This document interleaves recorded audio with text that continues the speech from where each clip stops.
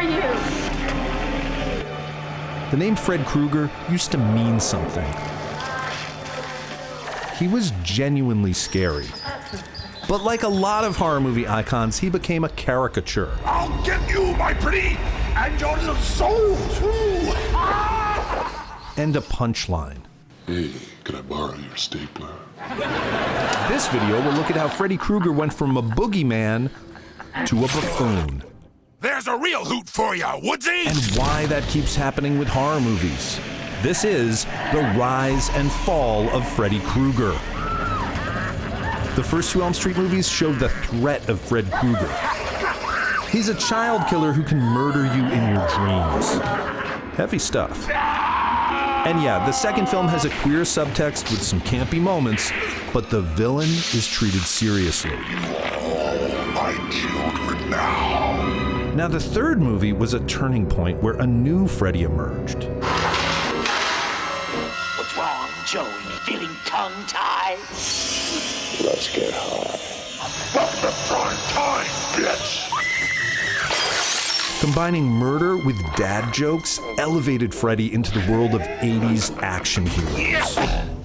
Stick around. And this new Freddy was a hit. The top money-making film this past weekend is Nightmare on Elm Street 3: Dream Warriors with $8.8 million in ticket revenue. The film even had a music video in heavy rotation. I've got a hit video on MTV! Freddy Krueger was becoming a household name. Look like Freddy Krueger got her. Like, Freddy Krueger. That began the nightmare on my street.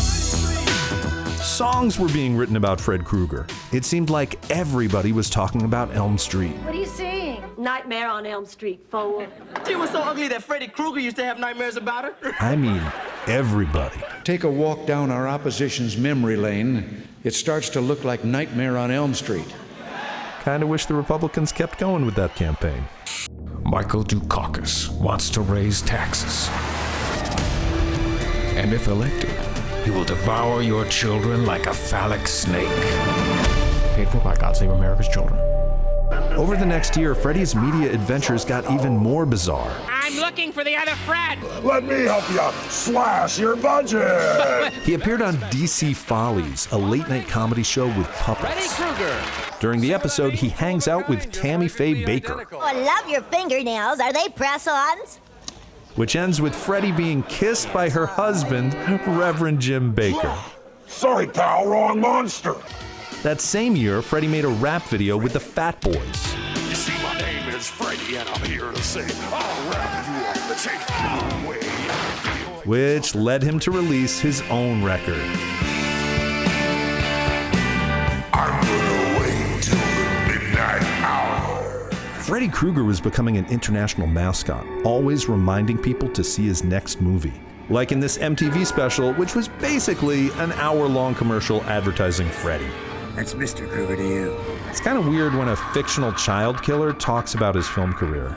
I know you like my Nightmare on Elm Street movies. Nightmare 3 scared up $25 million in its first 2 weeks in release. Weirder still, he made promotional tapes for video retailers. My first 3 Nightmares on video sold over 500,000 units nationwide. With each new movie, Robert Englund went on talk shows. Don't leave home without... And now back to Don't Just Sit There. He even went on Nickelodeon to promote The Dream Master. Does Freddy have a nice side to him?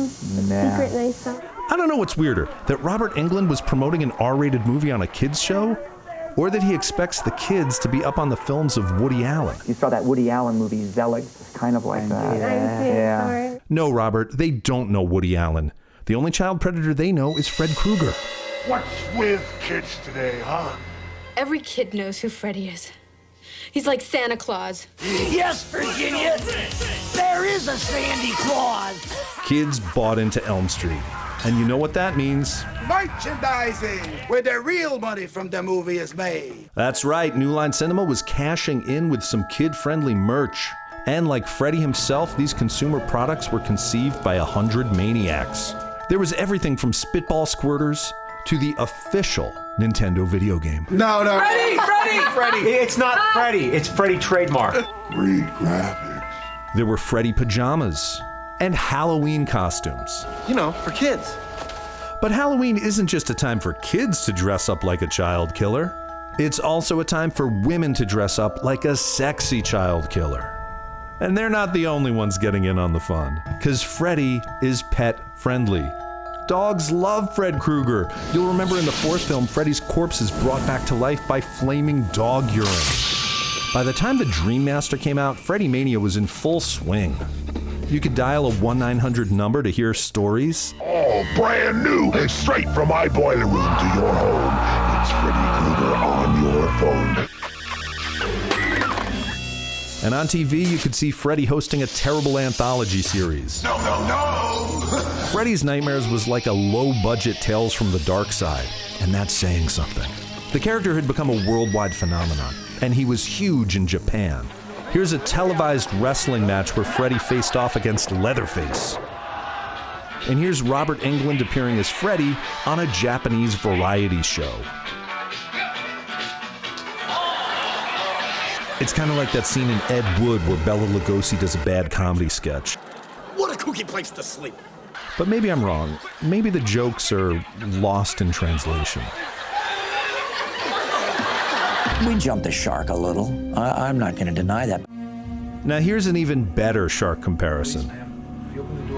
In the first Nightmare on Elm Street movie, Fred Krueger only gets 7 minutes of screen time. The same way we barely see the shark in the first Jaws. And just like the Jaws sequels showed too much shark, the Elm Street sequels gave us too much of a good thing. For some horror fans, there's no such thing as too much Freddy. They say it's a triumph of horror cinema when the character becomes part of pop culture. Try the chicken. You know, it's one thing when a character like RoboCop ends up in a fried chicken commercial. Oh, let him fry the chicken. But it's even worse when a horror icon becomes a mascot, because from that moment on, it changes the way we see them. Get real. You're not even scary. You're not even scary. How are we supposed to take a villain seriously once they've become a Beanie Baby? In 2010, Michael Bay tried to reboot the Elm Street franchise, but the remake flopped. Because by 2010, the cat was out of the bag. Yes, kitty, kitty, kitty. At that point, Freddy was less of a villain and more of a TV personality. Right now, it's Los Lobos with a case of those shakin' shakes. The fact that they made Freddy more and more jokey took him farther and farther away from that child molester thing that just kind of sticks to you in a way maybe you don't like. And maybe that's the point.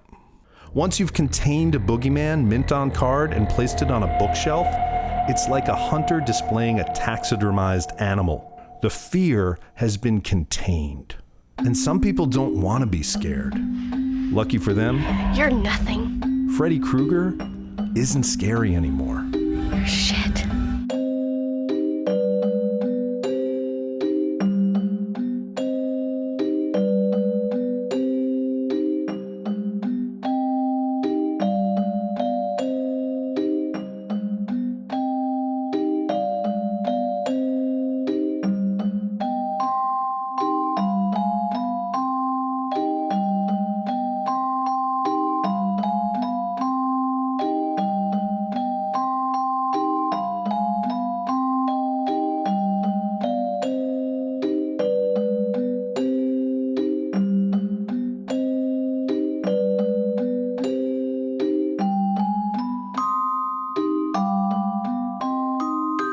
That's the old Freddy everybody knows, laughing on the outside. Thanks for watching. Be sure to subscribe to Atomic Abe for more videos, including the 3 ways to make a shark movie.